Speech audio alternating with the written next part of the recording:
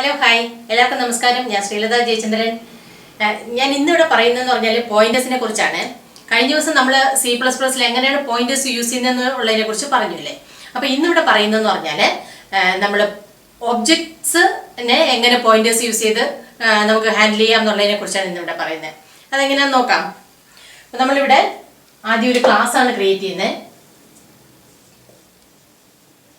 Class ഇവിടെ ഞാൻ ABC എന്നും പറഞ്ഞൊരു ക്ലാസ് ഞാൻ ക്രിയേറ്റ് ചെയ്തു. ഇതിനകത്ത് ഇൻറ്റ് A, B രണ്ട് വേരിയബിൾ പറഞ്ഞു. ഇതിലിനി എന്താണ് പബ്ലിക് ഏരിയയിൽ ഞാൻ പബ്ലിക് ഫംഗ്ഷൻ എഴുതുവാണ്. വോയിഡ് ഗെറ്റ് ഡി എന്നും പറഞ്ഞിട്ടൊരു ഫംഗ്ഷൻ എഴുതി. ഓക്കെ, ഇതിനകത്ത് നമുക്ക് എന്ത് പറയാം, എക്കും ബിക്കും ഒരു വാല്യൂ കൊടുക്കാം. എന്നിട്ട് അതിന് വേണമെങ്കിൽ സം ചെയ്തിട്ട് അങ്ങനെ ചെയ്യാം അല്ലേ. നമുക്ക് റീഡ് ചെയ്യാം. ഇവിടെ ഇപ്പം ആദ്യം ഇതിനകത്ത് വാല്യൂ റീഡ് ചെയ്യാം. സി ഇൻ ഏതാണ് എ ബി എന്ന് പറഞ്ഞിട്ട് വാല്യൂ റീഡ് ചെയ്തു. ഇവിടെ വേണമെങ്കിൽ ഒരു മെസ്സേജ് ഒക്കെ കൊടുക്കാം. സി ഔട്ട് എൻ്റർ 2 നമ്പേഴ്സ് എന്ന് പറഞ്ഞിട്ട് ഒരു മെസ്സേജ്, ഒരു പ്രോംപ്റ്റിംഗ് മെസ്സേജ് കൊടുക്കാം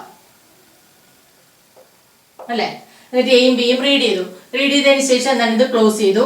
എന്നതിന് ശേഷം നമുക്ക് വേണമെങ്കിൽ എന്താണ് ഇതിനെ ഒരു സം ചെയ്തിട്ട് ഡിസ്പ്ലേ ചെയ്യാൻ വേണ്ടി ഒരു ഫംഗ്ഷൻ എങ്ങനെ എഴുതാം. അപ്പോൾ വോയിഡ് ഡിസ്പ്ലേ എന്ന് കൊടുക്കാം. ഡിസ്പ് എന്ന് കൊടുത്തു ഞാനിവിടെ. ഇതിനകത്ത് എന്താണ് പറയുന്നത്,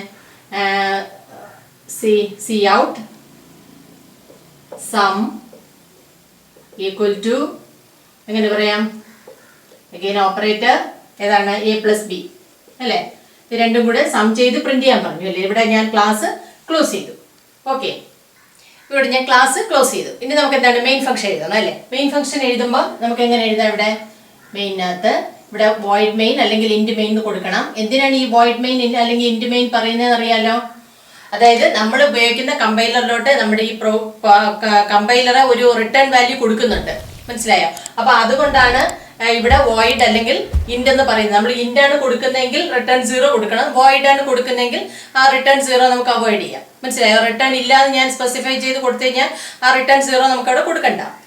ഓക്കെ, അതിനുശേഷം ഞാൻ ഇവിടെ ചെയ്യുന്നതാണ് ABCയുടെ ഒരു ഒബ്ജക്റ്റ് ക്രിയേറ്റ് ചെയ്യാണ്. ABC എസ് എന്നും പറഞ്ഞിട്ട് ഒരു ഒബ്ജക്റ്റ് ക്രിയേറ്റ് ചെയ്തു. ഇതിന്റെ നമ്മൾ പറഞ്ഞ എന്താണ് പോയിന്റേഴ്സ് യൂസ് ചെയ്യാന്ന് പറഞ്ഞു അല്ലേ. പോയിന്റേഴ്സ് യൂസ് ചെയ്യണമെങ്കിൽ എന്താണ് ABCയുടെ തന്നെ ഒരു പോയിന്റർ ഒബ്ജക്റ്റും കൂടെ ഇവിടെ ക്രിയേറ്റ് ചെയ്യാം. *PS എന്ന് പറഞ്ഞിട്ട് ഒരു പോയിന്റർ ഒബ്ജക്റ്റ് ക്രിയേറ്റ് ചെയ്തു. അതിനുശേഷം നമുക്ക് എന്താണ് ഈ എസ് വെച്ചിട്ടാണ് നമ്മൾ കൊടുക്കുന്നതെങ്കിൽ എങ്ങനെയായിരിക്കും പറയുന്നത്, s.getD അല്ലെങ്കിൽ s.disp എന്ന് കൊടുക്കണം അല്ലേ.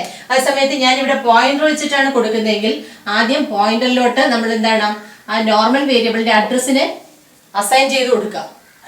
അഡ്രസ് ഓഫ് എസ്, അതായത് ആംപർസെന്റ് ഓഫ് എസ് എന്ന് കൊടുത്തു. PS ഈസ് ഈക്വൽ ടു എന്ത് പറഞ്ഞു, അഡ്രസ് ഓഫ് എസ് എന്ന് പറഞ്ഞു. ഓക്കെ, അഡ്രസ് ഓഫ് എസ് കൊടുത്തതിന് ശേഷം നമുക്ക് എന്ത് പറയാം, PS ആരോ ഏതാണ് get D function, get D അല്ലേ. അതുപോലെ PS ആരോ ഡിസ്പ്.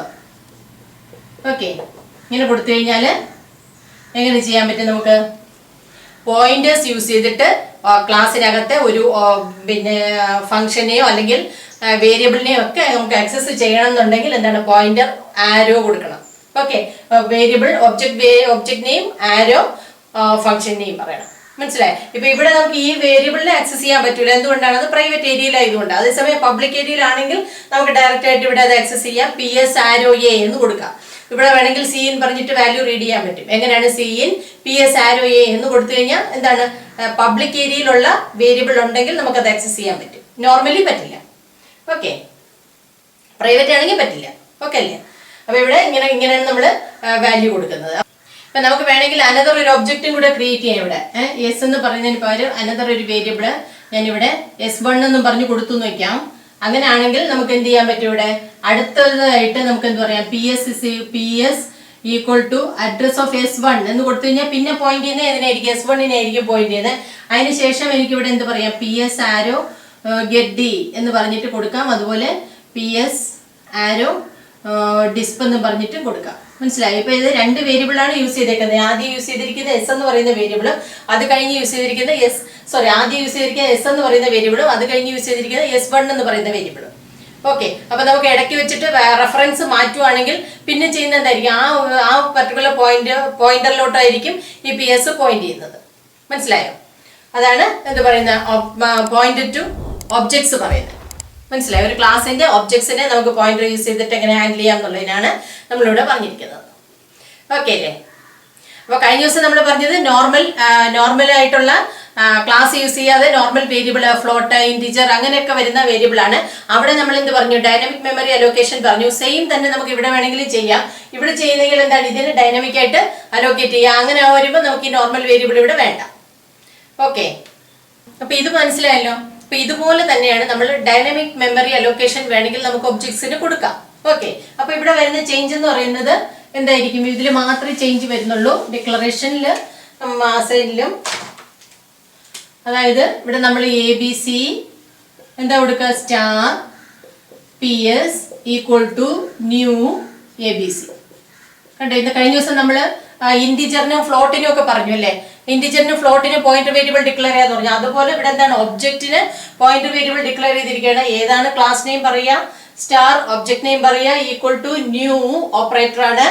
ഡൈനാമിക് മെമ്മറി അലൊക്കേഷന് വേണ്ടി ഉപയോഗിക്കുന്ന ഓപ്പറേറ്റർ ആണ്. പിന്നെ എന്താ പറഞ്ഞു? ABC. ഏതാണ്? ക്ലാസ്. നമ്മൾ ഇൻറ്റിജറിന് കൊടുത്തപ്പോൾ എങ്ങനെ കൊടുത്തു? Int star PA equal to new int എന്ന് കൊടുത്തു അല്ലേ? ഇവിടെ ഡാറ്റ ടൈപ്പിന് പകരം എന്താണ്? ക്ലാസ് നെയിം കൊടുക്കുക. അതാണ് നമ്മുടെ ക്ലാസ് ആണ് നമ്മുടെ ടൈപ്പ് എന്ന് പറയുന്നത് അല്ലേ? ഡാറ്റ ടൈപ്പ് എന്ന് പറയുന്നത് അല്ലേ? അപ്പൊ നമ്മൾ int star PA equal to new int എന്ന് കൊടുത്തതിന് പകരം എന്ത് കൊടുത്തു? ABC star PS equal to new ഏതാണ്? ഇൻറ്റ്. ഓക്കെ, അപ്പൊ ഡാറ്റ ടൈപ്പിന് പകരം എന്ത് കൊടുക്കുക? ക്ലാസ് നെയിം കൊടുക്കുക. ഇതുപോലെ തന്നെ നമുക്ക് ഇതിന്റെ അറേ വേണമെങ്കിലും ക്രിയേറ്റ് ചെയ്യാം. ഓക്കെ, അപ്പൊ ഇങ്ങനെ വന്നപ്പോ എന്തായി? ഇങ്ങനെ അലോക്കേറ്റ് ചെയ്തു, മെമ്മറി ഡൈനാമിക് ആയിട്ട് മെമ്മറി അലോക്കേറ്റ് ചെയ്തു. അപ്പൊ നമ്മൾ വേറൊരു ഒബ്ജക്റ്റിന്റെ അഡ്രസ് എടുത്ത് ഇവിടെ അസൈൻ ചെയ്യണ്ട. അസൈൻ ചെയ്യാതെ തന്നെ നമുക്ക് എന്താ പറയാ? ഇവിടെ PS ഈക്വൽ ടു ഇങ്ങനെ പറയാം, PS equal to get d, PS equal to PS arrow get d, അതുപോലെ PS ആരോ ഡിസ്പ് എന്ന് പറഞ്ഞിട്ട് നമുക്ക് കൊടുക്കാം. വേറെയും അനദർ വേരിയബിൾ വേണമെന്നുണ്ടെങ്കിൽ എന്ത് കൊടുക്കാം? ഒരു ഒബ്ജക്റ്റും കൂടെ നമ്മളിപ്പോ നേരത്തെ PS1 എന്ന് പറഞ്ഞ് ക്രിയേറ്റ് ചെയ്തു അല്ലെ? അല്ല, S1 എന്ന് പറഞ്ഞ് ക്രിയേറ്റ് ചെയ്തു. അതുപോലെ എന്ത് കൊടുക്കാം? ഇവിടെ അനദർ PS1 എന്ന് പറഞ്ഞിട്ട് ഒരു ഒബ്ജക്റ്റും കൂടെ ക്രിയേറ്റ് ചെയ്തിട്ട് നെക്സ്റ്റ് ഡാറ്റ നമുക്ക് ഇവിടെ സ്റ്റോർ ചെയ്യാം. അതുപോലെ തന്നെയാണ് ഇവിടെ എന്ത് ചെയ്യാം? അറേ വേണമെങ്കിൽ അറേ ഡിക്ലറേഷൻ നമുക്ക് കൊടുക്കാം. അത് വേണമെങ്കിൽ നമുക്ക് ലാബ് സെഷൻ ചെയ്യുന്ന സമയത്ത് അതിന്റെ കൂടെ ഞാൻ കാണിക്കാം അറേ എങ്ങനെയാണ് ചെയ്യേണ്ടതെന്നുള്ളത്. ഒബ്ജക്റ്റ് അറേ എങ്ങനെയാണ് നമുക്ക് പോയിന്റർ വെച്ചിട്ട് ചെയ്യേണ്ടതെന്നുള്ളത് നമുക്ക് അവിടെ പറഞ്ഞുതരാം. ഓക്കെ, അപ്പൊ നമ്മൾ പോയിന്റർ ടു ഒബ്ജക്റ്റ് ആണ് ഇവിടെ പറഞ്ഞത്. അപ്പൊ നോർമൽ വേരിയബിൾ ആയിട്ട് എങ്ങനെ ചെയ്യാം, അതുപോലെ തന്നെ ഡൈനാമിക് മെമ്മറി അലൊക്കേഷൻ വെച്ചിട്ട് എങ്ങനെ ചെയ്യാം എന്നുള്ളതാണ് ഇവിടെ പറഞ്ഞത്. നോർമൽ വേരിയബിളിന്റെ അഡ്രസ് എടുത്ത് അസൈൻ ചെയ്യുന്നതും അതുപോലെ ഡൈനാമിക് ആയിട്ട് മെമ്മറി അലോക്കേറ്റ് ചെയ്യുന്നതിനെ കുറിച്ചാണ് ഇവിടെ പറഞ്ഞത്. പറഞ്ഞ കാര്യങ്ങൾ എല്ലാവർക്കും മനസ്സിലായി കാണുമെന്ന് വിചാരിക്കുന്നു. അപ്പൊ വീഡിയോ കാണുന്നവരൊക്കെ മറക്കാതെ സബ്സ്ക്രൈബ് ചെയ്യുക, വേണമെന്നുള്ളവർക്കൊക്കെ ഒന്ന് ഷെയർ ചെയ്ത് കൊടുക്കുക, ലൈക്ക് ചെയ്യുക. ഓക്കെ, അപ്പോഴേ നമുക്ക് കൂടുതൽ പ്രചോദനം ഉണ്ടാവുകയും നമുക്ക് നമ്മുടെ ഐഡിയാസ് കൂടുതൽ നിങ്ങളിലേക്ക് എത്തിക്കാനും നമുക്ക് സാധിക്കുള്ളൂ. ഓക്കെ.